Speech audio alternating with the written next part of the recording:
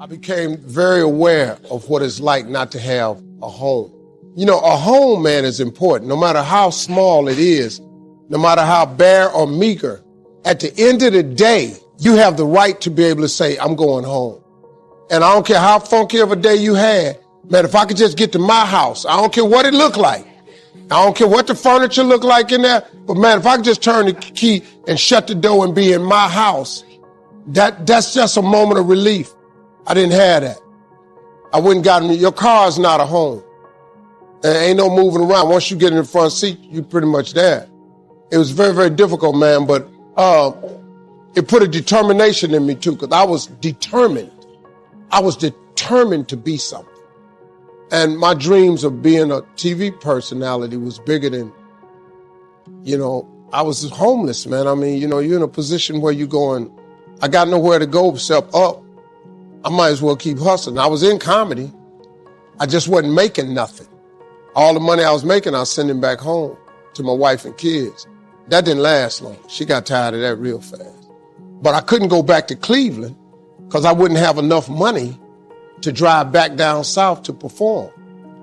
One time I drove to the house in Cleveland. I finally got enough money. I drove to the house in Cleveland and everybody was gone. I didn't see my kids for almost 2 years. I ain't see her, nothing. So they just left, boarded up the house. So next thing you know, I'm in the car.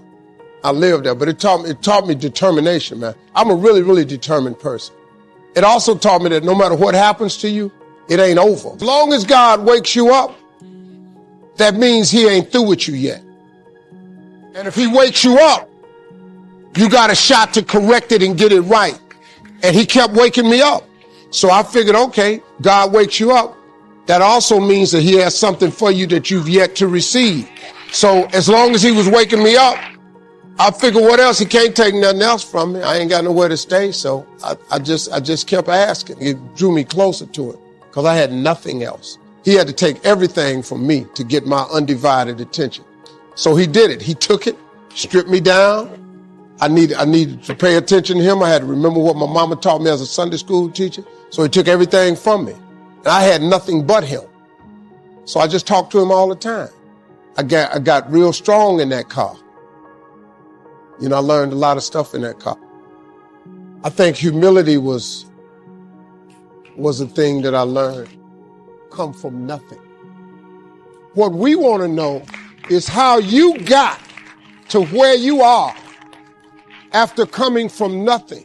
How did you live in a car for 3 years and wind up on more TV shows than anybody? How did you survive flunking out of school? How did you survive all of that? We want to know that because in case something happens to us, we don't really have the information that you have, or how to come from the back to the front, or how to come from the bottom to the top. So I get asked oftentimes to speak.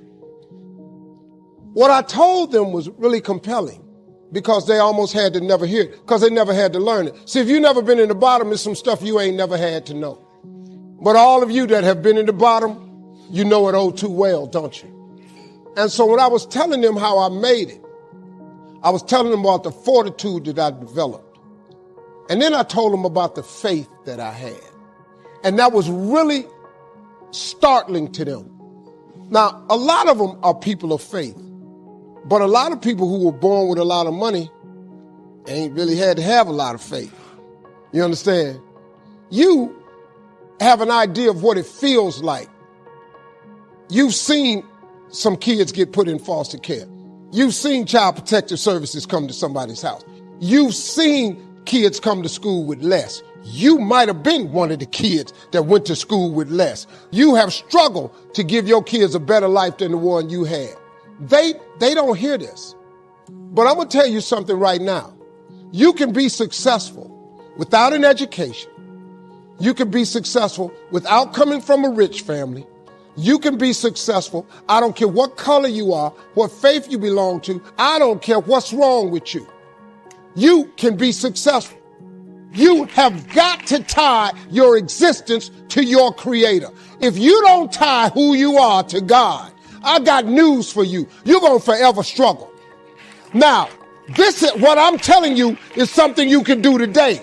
You ain't got to go to school to get this. You ain't got to have no meeting with nobody. I'm telling you that if you solidify a relationship with God, you ain't got to ask nobody's permission. You ain't got to check in. He ain't got no line.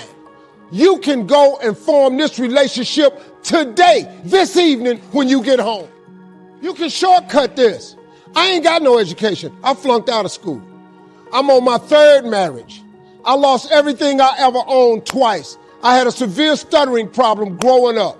I've been picked and teased my whole life. I've been homeless and lived in a car for 3 years. What you finna tell me that I don't know about him? I will tell you what God can do. He can do anything. God can pick you up when you're at your lowest moment. God can take your existence and turn it around. Now listen to me, I ain't no preacher. I'm a street cat. But I got news for you. That's all you got to be. Because you know why? Because there's none perfect, no, not one. There are no perfect people. God got you some kind of way. Now the jumping requires faith. Now what is faith? Faith is a belief in things that you cannot see. If you can see everything, that ain't faith. You got to believe in something you can't see. Look, man, when I started in comedy, I did not see this. I didn't see becoming the first African American to host a beauty pageant of any kind. I was the first black headliner to start black radio nights around the country. I done had a machete in my hand on a lot of stuff. I didn't see any of it. But I had this little piece of faith, though, that if I jumped, he would get me, because I was miserable in my life. I didn't like waking up. I ain't have no purpose. I ain't know what I was supposed to be doing. But on October 8th, 1985, I walked in a comedy club for the first time, signed up for the following week.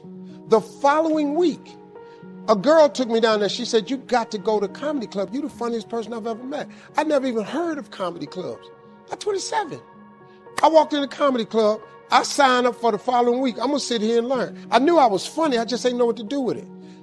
They had 10 acts go up. 9 of them went up. I didn't laugh at one joke. I was just sitting there man, I wish that was me.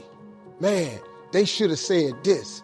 Every joke they told, I knew the punchline before they said it, and I wrote a better punchline in my mind, what they should have said. It got to guy number 10, they called his name, he wasn't there. So they kept clapping, and I ran up. Long story short, I won amateur night that night. I won $50. It was a 45-minute drive to my house with this girl named Gladys. I cried 45 minutes. She said, what you crying for? It ain't but $50. I said, no, you don't even understand. I was born tonight. I now know what I'm supposed to do. I went to work the next day, October 9th, and quit my job. I had nothing. I just never gave up. I just kept believing that he was going to put that air up under them sails for me one day. And finally, he put that air up under that wind up under them sails. This ain't your life right here. This life you got right now, this ain't just it. You think this it? God ain't through with you. If God was through with you, he wouldn't wake you up no more. The moment God ain't got nothing else for you, you ain't going to wake up no more. You lived your last day the day he got nothing. Once you done served your purpose and ran your route, you out. If you do not include God in your life, man, you're making a horrible mistake. You're doing yourself a horrible injustice. You're making this way harder than it's got to be. God really does want to help you. He really does. But he requires that we have a relationship with him. All he wants is a relationship with you.